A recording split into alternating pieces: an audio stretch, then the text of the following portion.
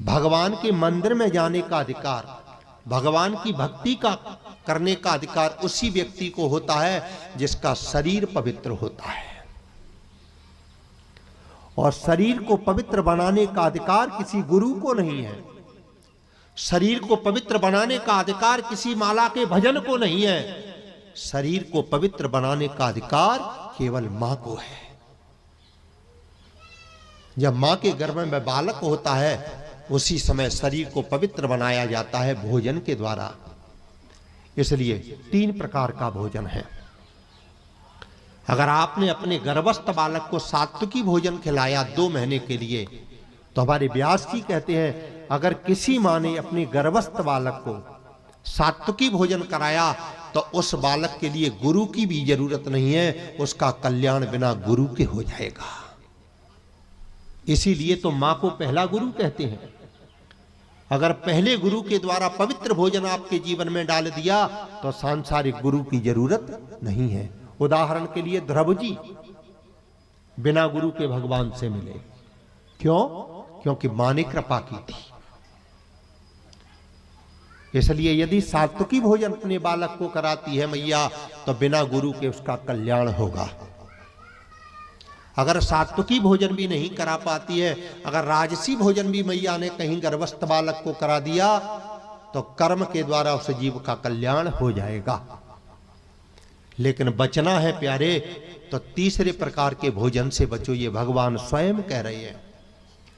अगर आपके जीवन में कहीं मैया के द्वारा तामसी भोजन कहीं डाल दिया गया तो दुनिया में ऐसा कोई गुरु नहीं है, दुनिया में ऐसा कोई भगवान नहीं है जो आपको पवित्र बना सके। यहां पर उत्तरा ने हाथ जोड़ दिए, भगवान से कहा प्रभु भोजन की पहचान कैसे की जाएगी कि ये सात्विकी भोजन है, क्या राजसी भोजन है, क्या तामसी भोजन है।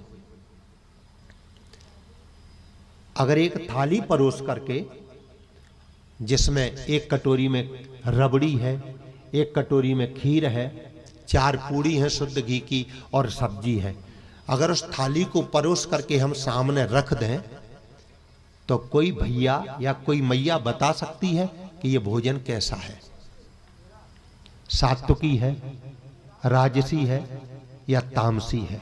कोई नहीं बता सकता। और दुनिया में ऐसी कोई मशीन भी नहीं बनी जो ये बता दे कि यह भोजन कैसा है।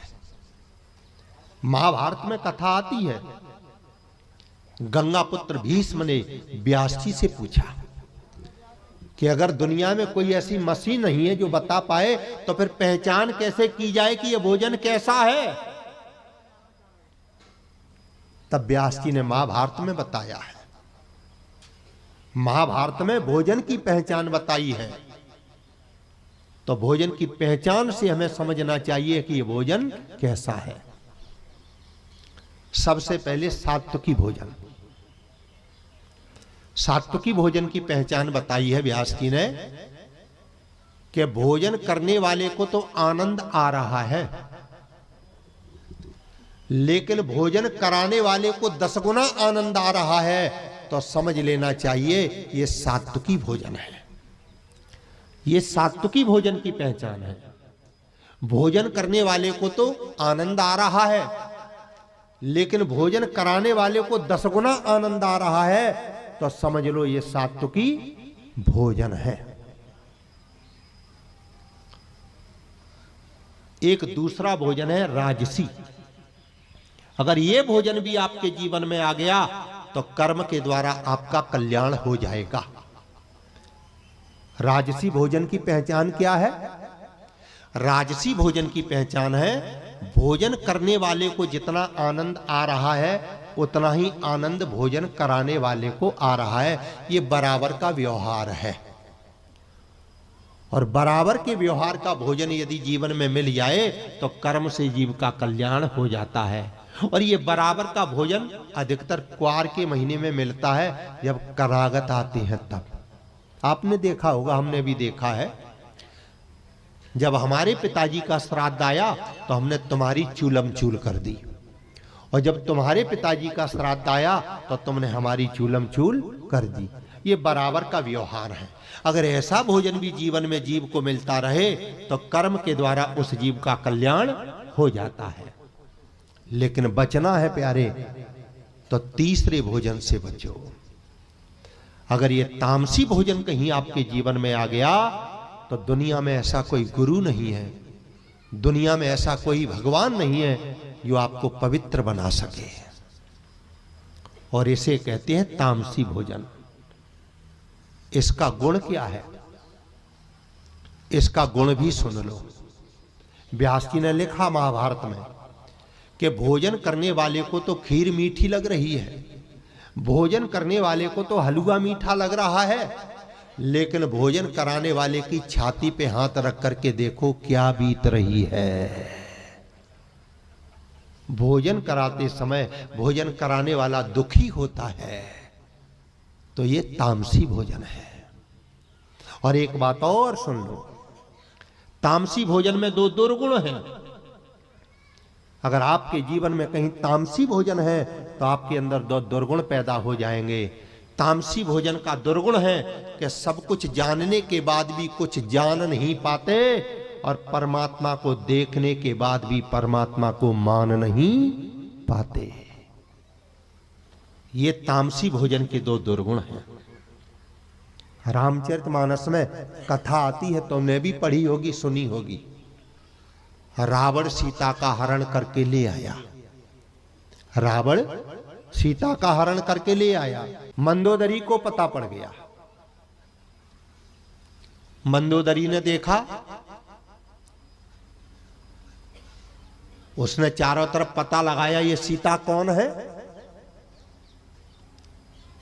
पहचान गई।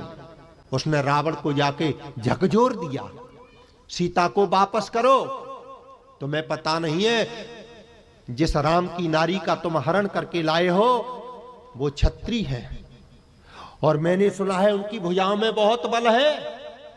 एक ही बाण से बाली को मार दिया, सीता को वापस कर दो। जब 2-4 बार मंदोदरी ने समझाया रावण को तो रावण ने झुंझला करके कहा, ए बाबरी,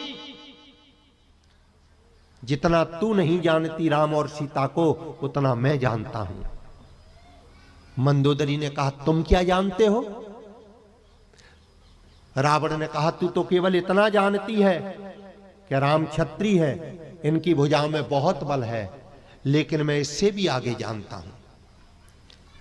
मंदोदरी ने कहा, इससे आगे तुम क्या जानते हो?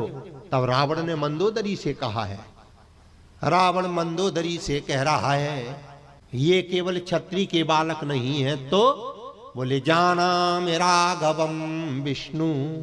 रावण कह रहा है मंदोदरी से कि जाना मेरा राघवम विष्णु लक्ष्मी जाना में जानकी। ये जो राम है वो स्वयं भगवान विष्णु है, और जिस सीता का हरण करके मैं लाया हूं वो सीता नहीं है, वो स्वयं लक्ष्मी है। जानाम राघवम विष्णु लक्ष्मी जानाम जानकी। जो मंदोदरी ने इतना सुना सोई माथा पीट करके कहा, बाबरे, जब तू इतना जानता है तो इनका भजन क्यों नहीं करता? तब रावण की आंखों में आंसू आए। रावण ने रो करके कहा, मंदोदरी, इसमें मेरा दोष नहीं है, इसमें मेरी मां का दोष है। आज पहली बार रावण ने मां को दोष लगाया। रावण ने कहा, मंदोदरी, मेरी मां का दोष है। तुझे पता है, जब मैं मां के गर्भ में था उस समय मेरी मां ने मुझे तामसी भोजन कराया था, और उसी का प्रभाव है। अब भजन नहीं कर पाऊंगा क्योंकि मेरी मां ने मेरे गर्भस्थ तामसी भोजन कराया था। इसलिए रावण चिल्ला करके कह रहा है, हो ये भजन नहीं तामस देहा, हो ये भजन नहीं तामस देहा, हो ये भजन नहीं तामस देहा, हो ये भजन नहीं तामस देहा। मन क्रम बचन मंत्र दृढ़ ये मन क्रम वचन मंत्र दृढ़ ये। इसलिए भगवान ने कहा उत्तरा, शरीर को पवित्र बनाने के लिए पवित्र भोजन की जरूरत पड़ती है। अगर तू पवित्र भोजन के द्वारा मेरा पालन पोषण करेगी तो तेरे गर्भ से स्वयं भगवान ही भक्त बनकर के जन्म लेगा। मैया उत्तरा ने जब ये वचन सुने, भगवान से कहा कि अगर मेरे भोजन से ही मेरा बेटा भक्त बनकर के जन्म लेता है तो जाओ गोविंद, मैं प्रतिज्ञा करती हूं जब तक मेरा बालक जन्म नहीं ले लेगा तब तक भोजन छोड़ती हूं, केवल भजन के द्वारा अपने बालक का पालन पोषण करूंगी। मैं भजन को ही भोजन बनाऊंगी और सांसारिक भोजन को छोड़ती हूं। भगवती उत्तरा ने अपने बेटे के कल्याण के लिए भोजन छोड़ दिया। एक बेटे को भक्त बनाने के लिए एक माता पिता का जीवन बीत जाता है, तब एक बेटा भक्त बनकर के खड़ा हो पाता है। आज भगवती ने अपने बेटे के लिए भोजन छोड़ दिया, भजन ही भोजन बनाया और भजन करते करते 9 महीने के बाद भगवती उत्तरा के गर्भ से स्वयं परीक्षित महाराज का जन्म हुआ। बोलिए परीक्षित महाराज की जय हो। भगवान व्यास जी कह रहे हैं कि परीक्षितोत्तराजरसः परीक्षितोत्तराजरसः जन्म कर्म विलेपनम और संस्थातु पांडुपुत्राणाम बक्षे कृष्ण कथोदकम। भगवती उत्तरा के गर्भ से भक्त बनकर के परीक्षित ने जन्म लिया।